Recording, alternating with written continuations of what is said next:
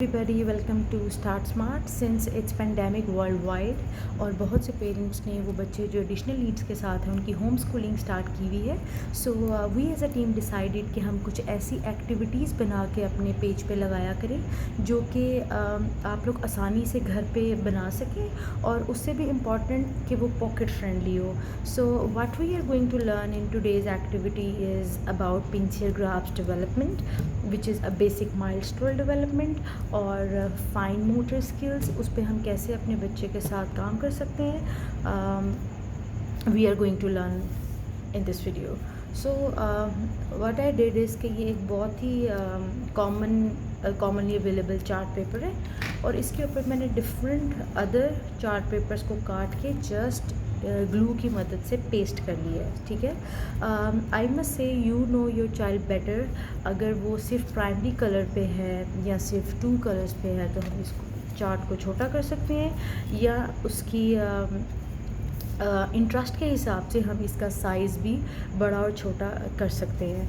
और इस पे पेस्ट करने के बाद what I did next is कि ये पैक्स हैं, वुडन पैक्स थे जो कि ब्राउन फर्नीचर कलर के होते हैं।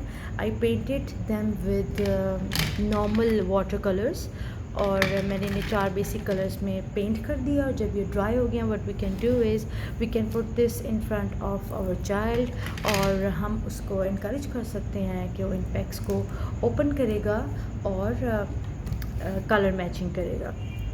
Why this PEX activity? See, the movement which we are going to notice in the activity is this. This is a basic pincer grasp movement. जब हम writing की बात करते हैं तो ये एक बेसिक मूवमेंट है जो यहाँ से स्टार्ट होती है। For example this is a pencil, उसके बाद बच्चा उसको यूँ होल्ड करता है and then gradually it will turn into this proper styling.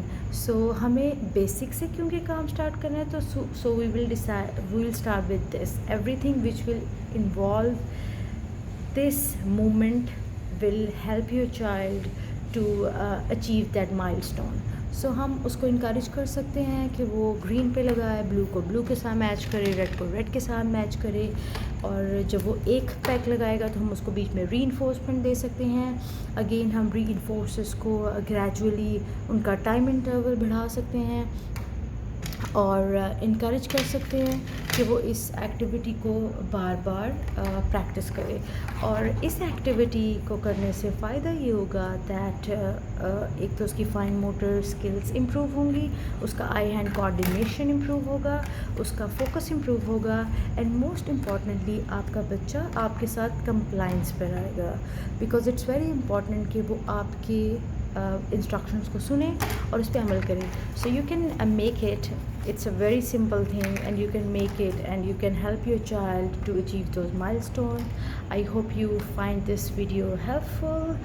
Please leave your comments in the comment box and we shall meet you some other day. Thank you so much. Have a good day.